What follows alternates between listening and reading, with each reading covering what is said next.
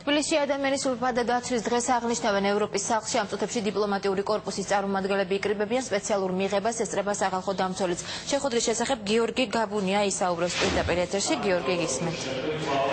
კეთი, ამ შეხვედრაზე შეკრებილნი არიან მთავრობის, პარლამენტის წარმომადგენლები და რა თქმა უნდა, როგორც შეაღნიშნე, დიპლომატიური კორპუსის წარმომადგენლები, ვინაიდან ღონისძიების ორგანიზატორი სწორედ რამოდენიმე საელჩო ამერიკის შეერთებული შტატების, დიდი ბრიტანეთის, საფრანგეთის, შვედეთისა და შვეიცარიის საელჩოები და მათთან ერთად არის აგრეთვე ევროკავშირის კომისიაც, ევროკავშირის დელეგაციაც. ამ წუთებში სიტყვით გამოდის გიორგი ტუღუში, სახალხო დამცველი, რომელიც საუბრობს თავის ანგარიშზე, რომლის მთავარი თემაც სწორედ ადამიანთა უფლებების დაცვაა.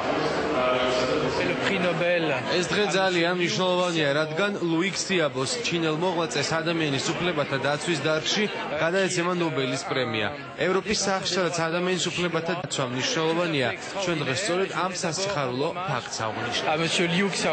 დღევანდელ დღეს, როდესაც მთელი მსოფლიო აღნიშნავს ადამიანის უფლებათა დაცვის საერთაშორისო დღეს, ვაპირებ გავაკეთო მოკლე მოხსენება ამ დღესთან დაკავშირებით და მინდა ძალიან დიდი მადლობა გადავუხადო განსაკუთრებით ბრიტანეთის საელჩოს, ევროკავშირს, ასევე შვედეთის საელჩოს და ყველა იმ დიპლომატიურ წარმომადგენლობას, რომლებმაც გადაწყვიტეს ამ დღეს მნიშვნელობისთვის კიდევ ერთხელ ხაზი გაესვათ სწორედ ამ ფორმატში.